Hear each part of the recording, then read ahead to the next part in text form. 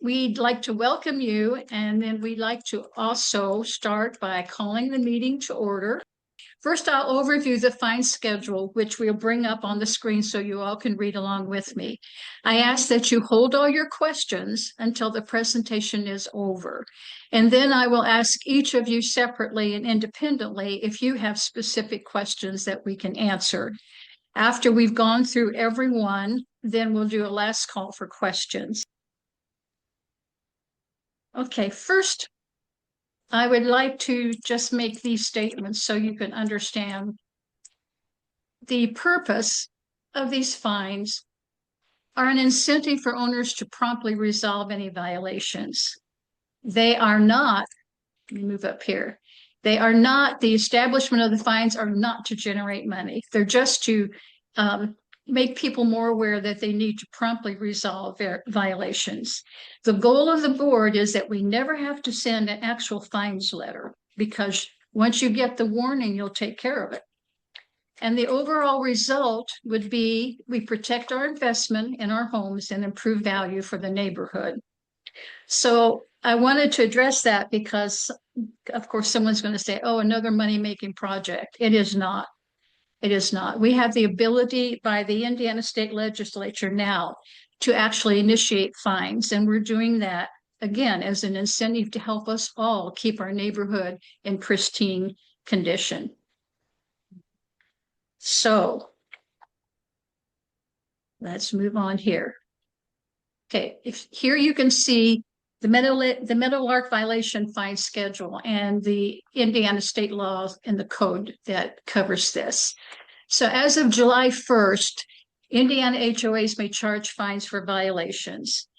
The Meadowlark plat covenants and restrictions define all activities and improvements that we allow or are not allowed in our community. Guidelines for all activities must be followed, and all outside new enhancements and replacements of existing items must be approved by the Architectural Review Committee by the submission of an ARC request for change form. A violation occurs when anyone disregards activity guidelines or do not request an ARC permission for an improvement or replacement. Violations can be avoided by following the guidelines stated in our governing documents. Okay, what we did as a board, we went through our covenants and we looked at all the specific violations that are referenced, and we broke them down into two categories, minor and major. Now, minor violations are things like trash cans left out or your garage lights are not working. Not the end of the world, but sometimes with garage lights in particular, we don't realize they're out. And they are generally very easy to correct. Now, major violations are those that can affect our property values and Meadowlark's appearance, harmony, or character, including unapproved installations and paint colors. So with the two categories, each category has its own fine schedule, and it applies to all violations within that category. A repeated violation in a category, such as recurring weeds in a yard, is subject to increased fines for the second and third and following occurrences within a calendar year. Once the year is over, everything's wiped clean, we start again. So we want to talk about the process that's involved here. As we do right now, there will be a first letter that is sent to anyone that we know there is a violation of some sort. And when you receive that, it will clearly state the specific violation.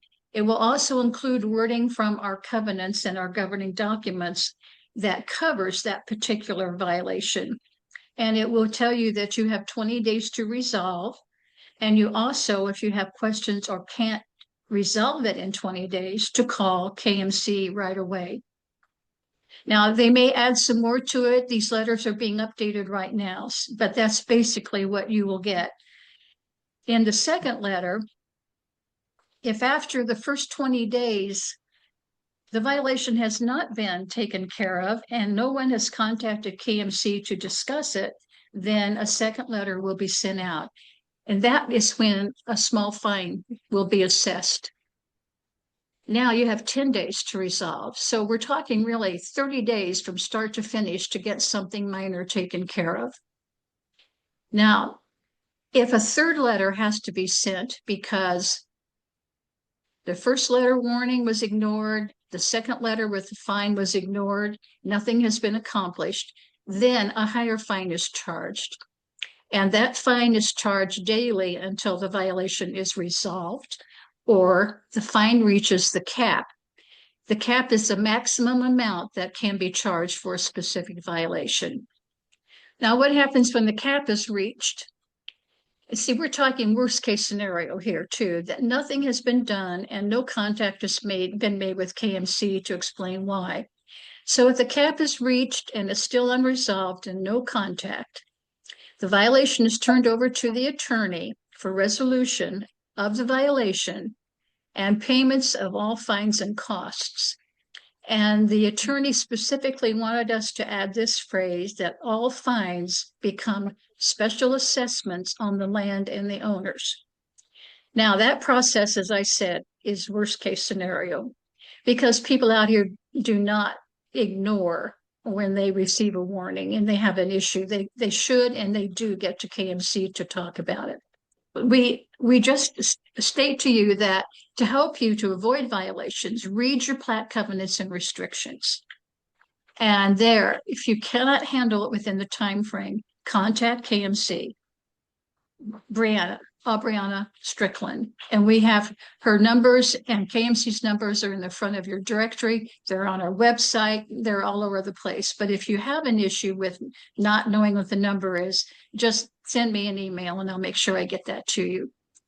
So when you contact KMC with an explanation of why it can't be resolved, then the board has the option to review it, and if valid, we can place that particular violation on monitored and fines will be paused.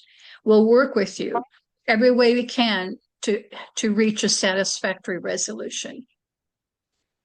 Okay, let's start looking at the actual fines. This first section is for minor violations. What we've done is we've listed all the violations that fall in this category and then the fines that are attached to them. So looking at the blue line, this says first violation. There again, we're repeating, you get your warning letter and it says you have 20 days. And this is the violation. This is what is said in the covenants about that violation, and you have your 20 days. If you do not respond to KMC to talk to them about it and you do not take care of it, then the second letter goes out.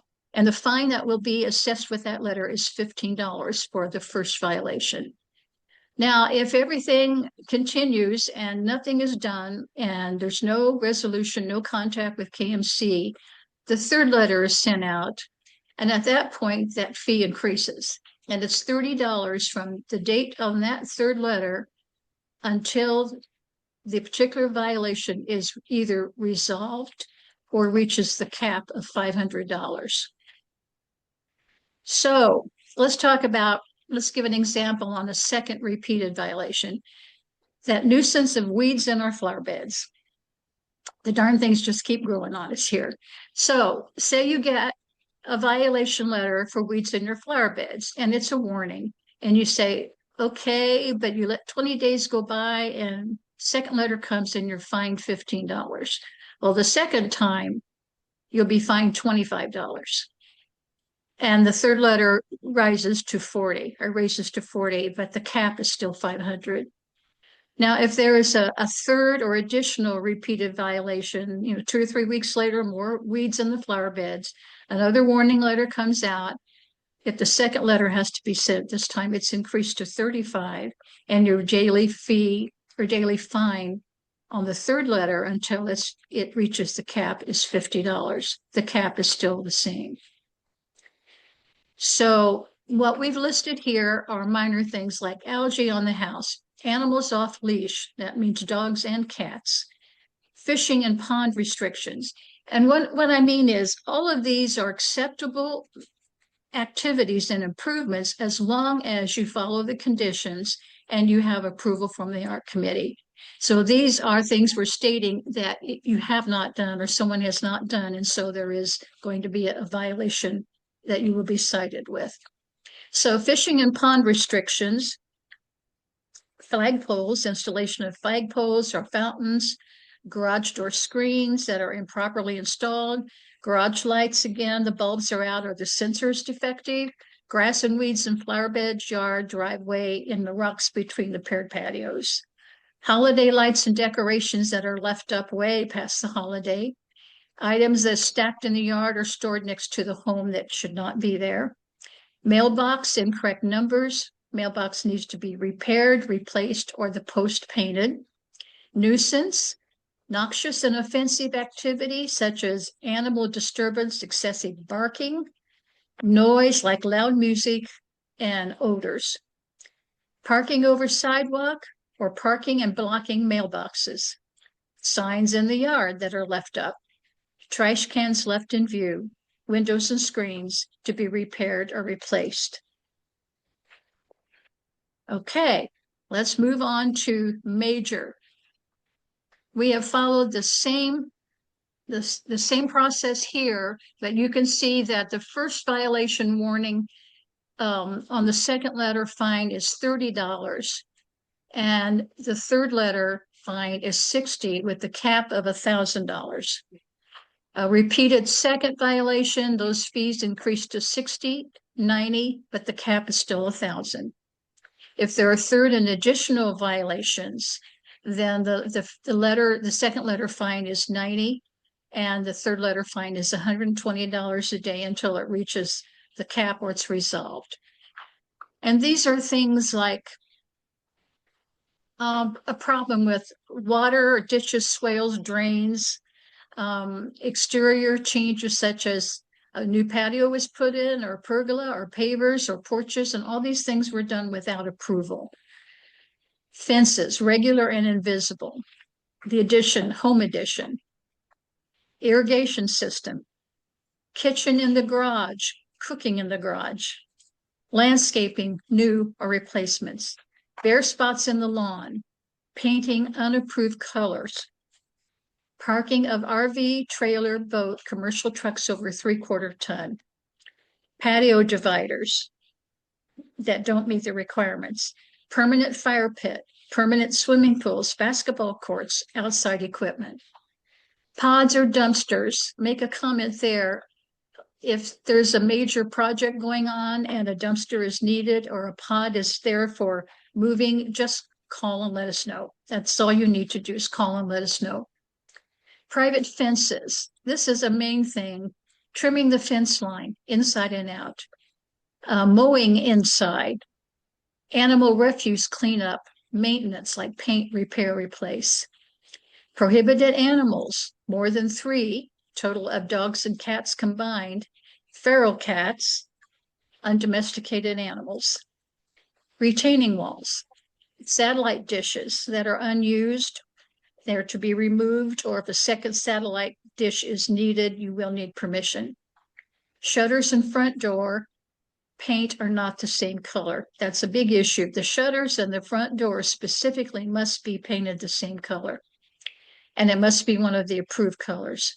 Shutters, repair, paint, or replace. Solar panels, temporary storage, sheds, cabinets, trees, dead or damaged, overgrown, planted outside the owner's plot or in common ground, new or replacement. Unapproved rental in a person's home. Repairing your vehicle in the driveway. Storing a vehicle in the driveway. So,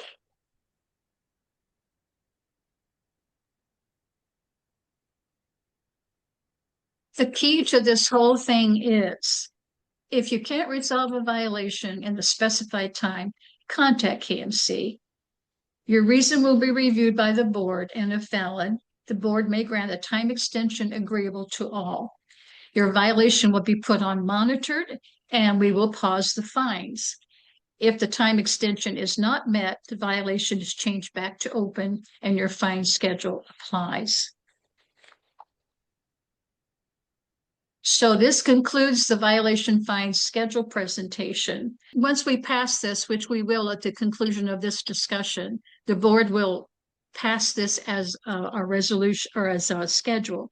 And then everything will be mailed out to everyone in the community this coming week. And then if there are enough people that have questions, we're open to having another Zoom meeting. This is, we're trying to help each other and follow the guidelines.